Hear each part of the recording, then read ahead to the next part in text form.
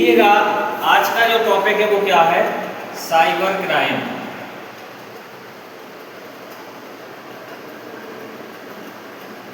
तो भैया cyber crime जो होता है एक ऐसा अपराध है जो किसी न किसी प्रकार की डिवाइसों का उपयोग करके, जैसे मोबाइल या कंप्यूटर का या इंटरनेट का उपयोग करके कोई अपराध किया जाता है, उसे क्या कहा जाता है, साइबर क्राइम कहते हैं। अर्थात साइबर क्राइम एक ऐसा अपराध होता है जिसमें इंटरनेट या कंप्यूटर या मोबाइल का उपयोग करते हुए कोई अपराध किया जाए।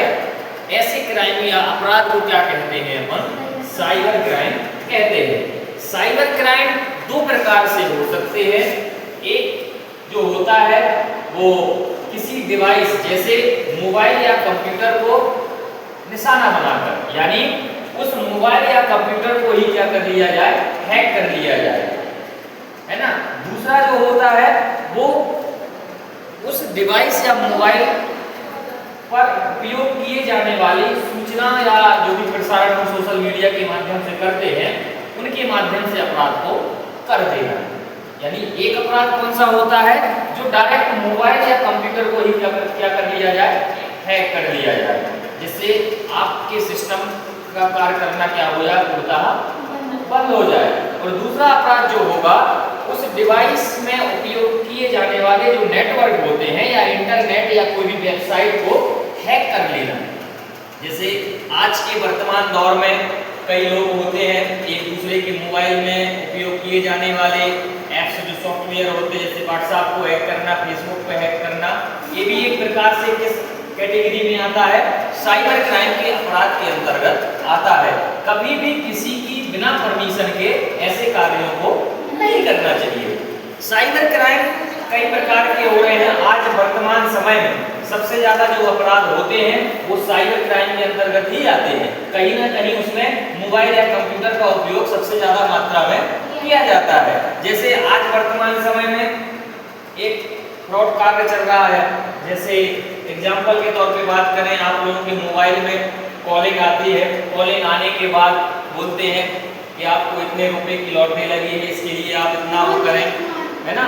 या फिर आपसे किसी अन्य कारण, जैसे मान के चले एग्जाम्पल के तौर पे बात करें कि आपका बैंक अकाउंट बंद हो जाएगा, एटीएम कार्ड बंद हो जाएगा, आप हमें ओटीपी दें। तो कभी भी किसी अन्य व्यक्ति को जिसे आप कभी जानते नहीं, है ना, कभी भी ओटीपी अगर शेयर करनी है तो फेस टू फेस, आप जैसे कोई भी अपना पर्सनल कार्य करवा रहे हैं जिसमें ओटीपी की आपको आवश्यकता होती है, तभी आप सामने दे सकते हैं।